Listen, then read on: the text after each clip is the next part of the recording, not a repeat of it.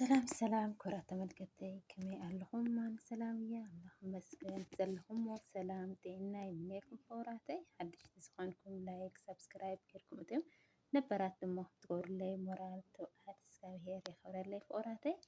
እና ሎማዓንቲ ናብ ዕዳጋ ባዛር ኢና ንኸይድ ኣለና። ባዛር መቸም ዘይትፈልጥዎ ተኾይንኩም ብዓድና ብዓመት ከምዚ ክረምቲ ሓቂ ከም ሰነ ሓምለ ሽካብ ሓምለ ነሓሰ ዝፀንሑ ዝኾነ ዕዳጋ ማለት እዩ። ቀወምቲ ዘይኮነስ ጊዜያዊ ዕዳጋ ካብ ናይ ደገ ይኹን ናይ ዓዲ ይኹን ዕዳጋ ዝሓዙ ማለት እዩ። እና ዓድና እውን ኣሎ እዩ። ኣነ ዝገርመኒ ግን ኣብ ዓድና ጥራይ እዩ ዘሎ ዝመስለኒ ነይሩ። ኣብዚ ዓዲሲ ዘሎ ኣይመስለኒ ነይሩ። ግን ለከስ ኣብ ኩሉ እዩ እቲ ባዛር ዝበሃል ማለት እዩ። እና ባዛር ንኽንከይድ ኢሎም ገሪሙና ኣነስ ባዛር እንታይ እየ ክገዝእ ዳኣ ደልዮም ሕዚ ሓድሽ ዓመት እውን ኣይኮነን ክሪስማስ እውን ኣይኮነን እንታይ ኢሎም ዝገዝኡ ባዛር ሕዚ ንከለዉ ገለ ኢለ ገሪሙኒ ማለት እዩ። ካብኡ ዳርጋስ ሰሙን ንኾኑ ምስ መሓዝቶም ምስ ገለ ተቋፂሮም እዮም ቀኒዮም ኢልኩም ኣነ ገሪሙኒ እንታይ እዮም ክገዝእ ዳኣ ገለ ኢለ ተመፃና ከም እትሪእና ኣለኹም ኩሉ ንዘውር ለና ማለት እዩ። እንዳ ናይ ደቂ ኣንስትዮ መጋየፅታት እዩ እዚ። እዞም ደቂ ተባዕትዮ ድማ ናይ ደቂ ተባዕትዮ ንወይንስ ቦታ ስለዝኾነ ናብኡ እዮም ከይዶም ደቂ ኣንስትዮ ኣነን ዝዓመኑ ኢና ንዘውር ለና ማለት እዩ።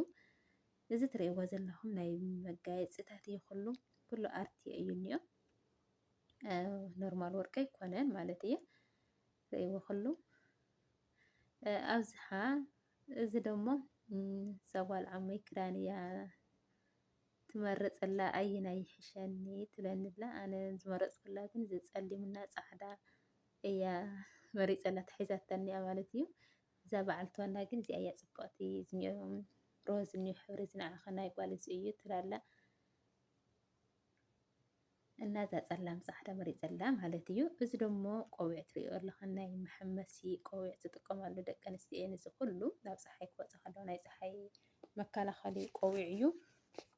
ኣብ ዓድና እኳ ዓበይቲ ሰባት ክሓርሱ ወይ ገለ ከለዉ ዓፂድ ገለ እዮም ዝጥቀምሉ እምበር ማን ደቂ ኣንስትዮ ኣነ ክጥቀማ ወይ ከዓ ከብሎ ይረኣኹ እየ። ኣብዚ ግን ኖርማል እዩ ማለት እዩ። በቃ ከምዚ ፋሽን ሙድ እዩ ናይ ደቂ ኣንስትዮ ዝገርም እዩ። መሐመሲ ዝኸዳ ደሞ ክባር እዩ በቢ ፋሽን በቢ ዲዛይን እዩ ዝስራሐልኩም ትሪእዎ ኣለኹም ኩሉ እዚ ናይ ደቂ ኣንስትዮ እዩ ማለት እዩ። ኣብዚ ትሪእዎ ኣለኹም እዚ መጋየፂ ደሞ ከምኡ ናይ ደቂ ኣንስትዮ ማለት እዩ።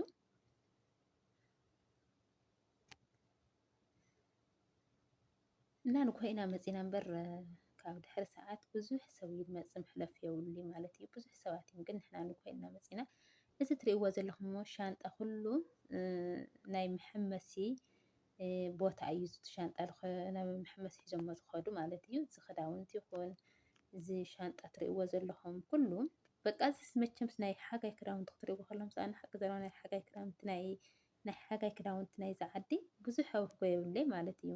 ብዙሕ ፅቡቅ ይኹን ሓፂር መፂር ኢሉ ማለሲ ኖርማል ኣይኮነን ማለት እዩ። ደስ ዝብለኒ ናይ ክረምቲ እዩ። ናይ ክረምቲ ብጣዕሚ እዩ ደስ ዝብለካ ክትገዝኦ እውን ደስ ክብለካ ክትክደኖ እውን ደስ ክብለካ ማለት እዩ። ናይ ሓጋይ ግን ብዙሕ ኣይኮነን በቃ ትሪእዎ ኣለኹም እዚ ዝረአ ዘሎ እዩ። በቃ ደስ ኣይብለካን እና ንዓኣቶም ግን ፅቡቆም እዩ ማለት እዩ። በቃ ትሪእዎ ዘለኹም እዚ ኩሉ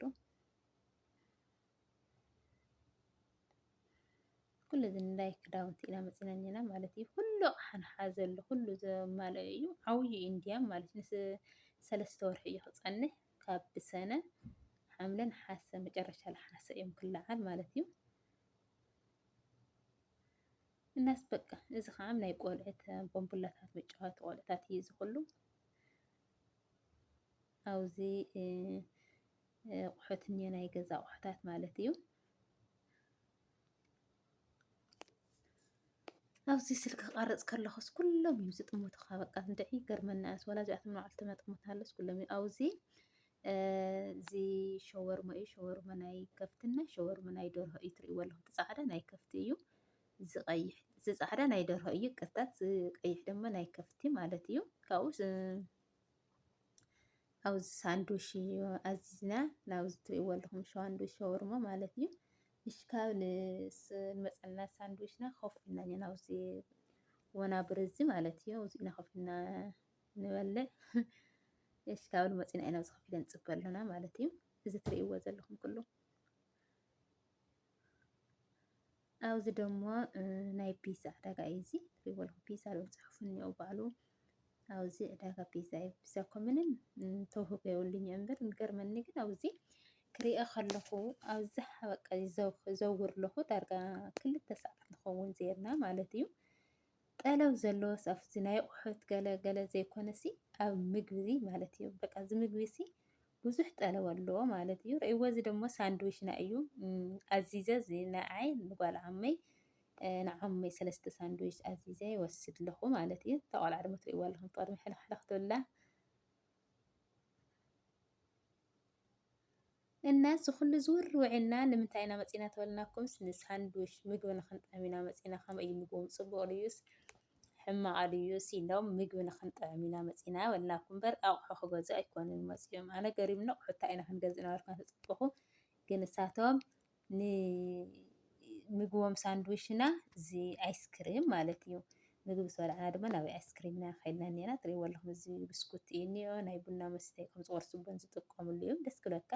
ኣብዚ ድማ ኣይስክሪም እኒኦ በቢዓይነቱ ኣይስክሪም እዩ እኒኦ።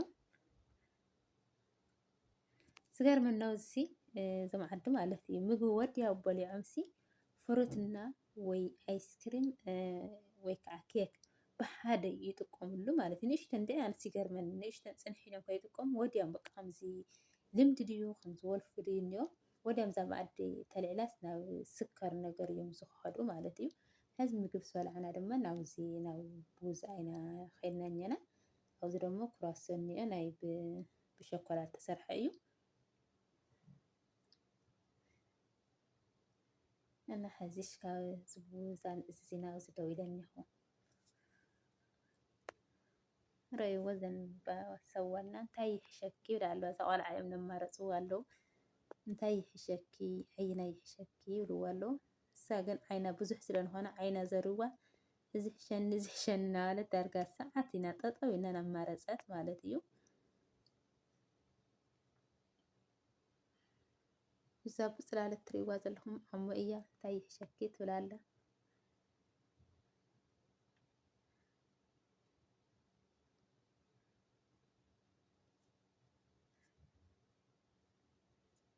መቸም ኣብዚ ዓዲ ሙቐት ሓያል ስለዝኾነ ብጣዕሚ እዮም ከምዚ ኣይስክሪም ዝብሉ ማለት እዩ ዝበልዑ በቃ እንድዕ ምሻት ንግሆ ይገርመና ኣነስ ልምዲ ይግድኹ ኣሎ ኮይኑዎን እና ኣብዚ ትዛረባይ ኣላ ኩሉ በቢዓይነቱ ዝኒአክ ዝኒአክ ትብላ ኣላ። እዛ ቆልዓ ግን በቃ ዓይና ዘይርዋ እንታይ ይሕሸኒ ከም እያ ናበለት እናኸደት እናመፀት ነገር ቆልዓ ረይዋ ዝምረፂ ምረፂ ትብላ ኣላ። እሽ ካብ ከዚ ግን ኣይመረፀት እኒኣ ካብኡ ዝድሕሸኪ ይብላ ኣለኹ ኣነ ዝደረቕ ብስኩቲ ዝድሕሸኪ ይብላ ኣለኹ። ዘይደሊ ብስኩቲ እዩ ኣነ ቡዛ እየ ንደሊ ቡዛ ይሕሸኒ ትብለኒ ኣላ።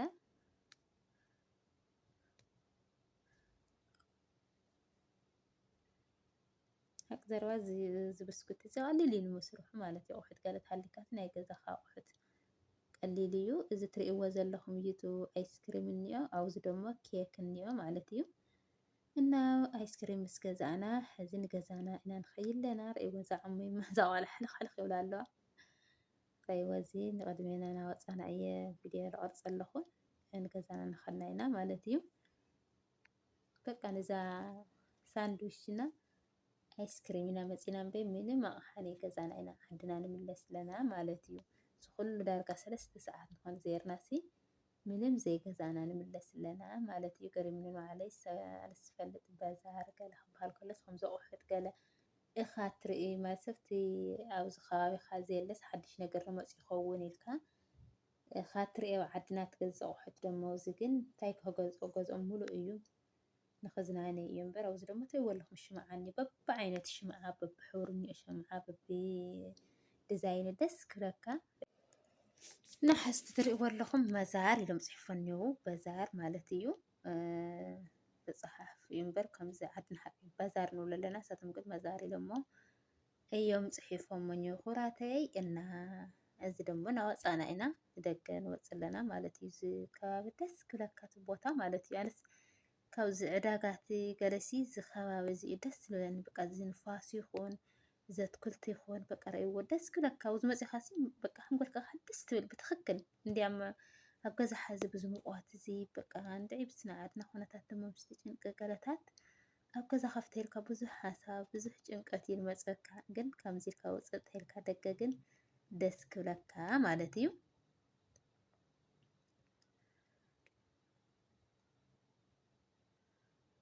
ራይ እውን ከለና ንታሕቲ ናወረድና ኢና ማለት እዩ ናብዘን መካይን ዘለዎ ማለት እዩ መኪና ርሑቕ እዩ እዚ ቦታ ተኸልኪልና ቆልዑት ይኹን ገለ ስለ ዘለዎ ብዙሕ መካይን ኣይኣትየ ማለት እዩ ዳርጋ ን10 ደቂቓ ብእግርና ኢና ንኸይድ ለና ንታሕቲ ካብዚ ቦታ እሱ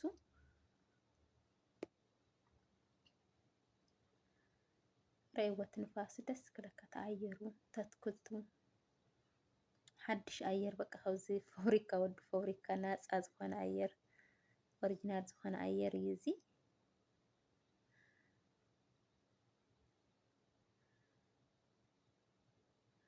ረእይዎን ሕዚ ዘን መካየን ኣብዚ ታሕቲ እኒዋ ማለት እዩ።